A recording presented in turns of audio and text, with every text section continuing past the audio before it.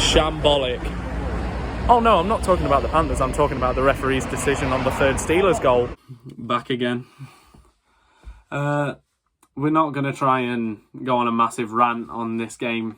We're going to try and keep it short and sweet because, not going to lie, I haven't had dinner and I'm really, really hungry. Panthers lose 4-3 in overtime to the Sheffield Steelers. And I'm just going to get this out of the way. Firstly, if you are a fan of any team, and you didn't go and watch the game tonight, and you ask a Steelers fan about the game, and you say, "Oh, how was the game?"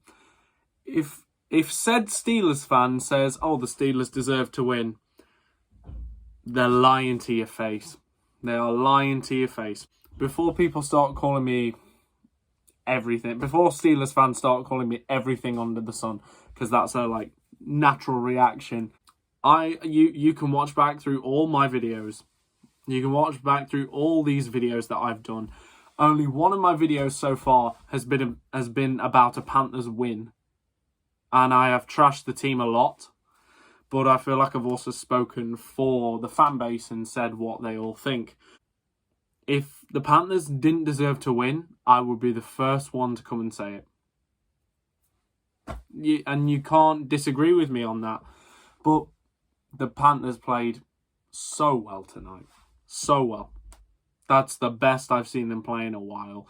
The penalty kill tonight was immaculate. I almost did the Italian hands there. It was immaculate. The penalty kill was immaculate. We scored a power play goal. After last game, run the clip of last game. The power play is atrocious. The power play is abysmal. I don't know who is running that power play. It wouldn't surprise me if no one was. But yeah, after last week when I said the power play was atrocious, we scored a power play goal. I can't believe that. But yeah, if any Steelers fan says to you that they deserve to win that game, they are lying to your face. Anyway, so let's have a quick recap of the game. So, I felt like I was watching through my fingers the whole game because I had no expectations for this game because I'm thinking, right, we're playing with 10 forwards. The Steelers are on a 3-game losing streak. They're going to come in fighting, they're a team that's battling to win this league title. They're going to come and they're going to bring everything. And for the first period, we actually played all right. We held our own a bit. Valorant opened the scoring very early. Valorant! You thought, okay, here we go. It's 1-0 already, less than 3 minutes in. But no, it was a good shot, and he is what he is. He's a pure goal scorer. But then Panthers reply. Mike Hammond, rushing down the wing, tries to get it across to Sorensen. I think it hits the defender and goes past Greenfield, but hey, we'll take it. It's a 1-1 game. Then, probably the goal of the game, Martin Latal.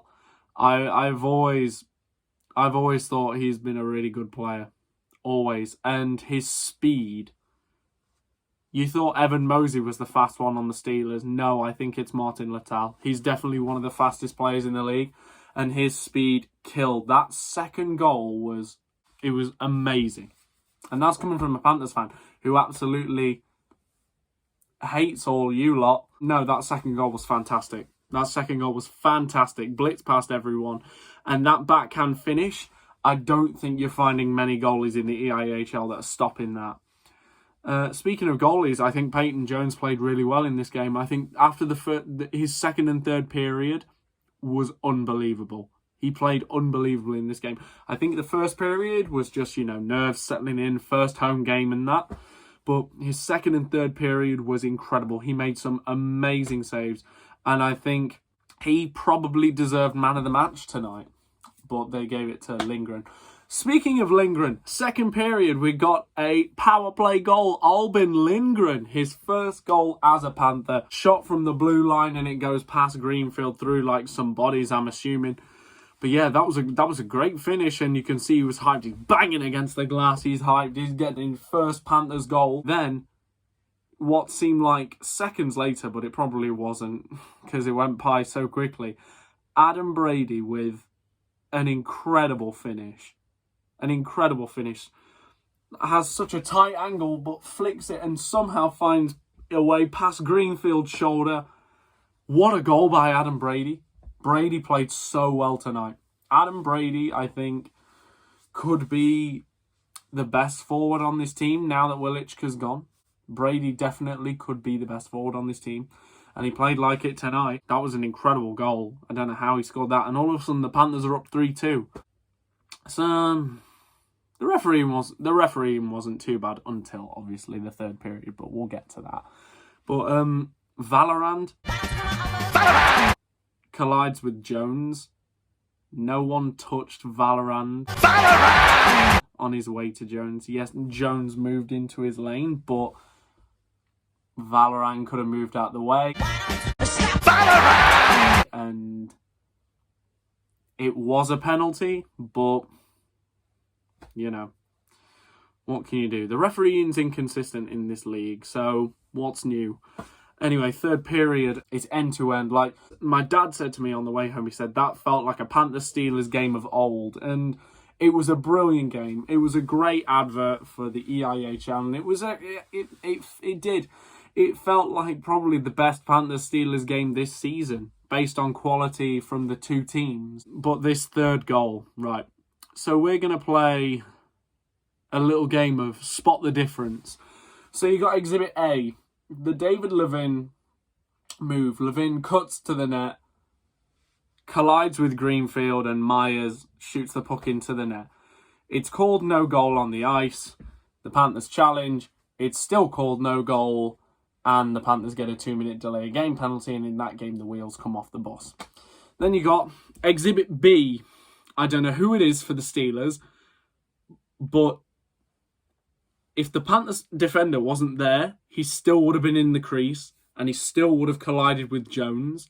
Jones was in his crease, but so was the Steelers player. He was in the crease. I think there's no doubt about that.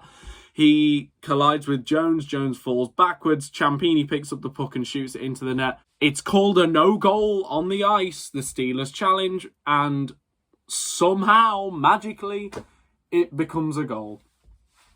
Now, I'm not going to sit and whine about it because the refereeing's bad in this league. What are you going to do? Everyone around the Steelers fans, even they know the refereeing is poor in this league. It's so inconsistent, but I don't see how that can be overturned, especially when quite a similar goal was scored a few weeks before. And feel free to share a different opinion. That's just my opinion, but I genuinely do not know how they called it back. Especially the referee that called it a no goal on the ice was literally stood behind the net, so he had such a good view of it. And I think even some Steelers fans were shocked. I had a look on Twitter of the actual goal, the goal announcement, and I think someone said the Steelers fans said they weren't expecting it to be overturned. But people were just saying they admire Aaron Fox for submitting the challenge because they weren't sure that it was going to stand. So I think that kind of says something. But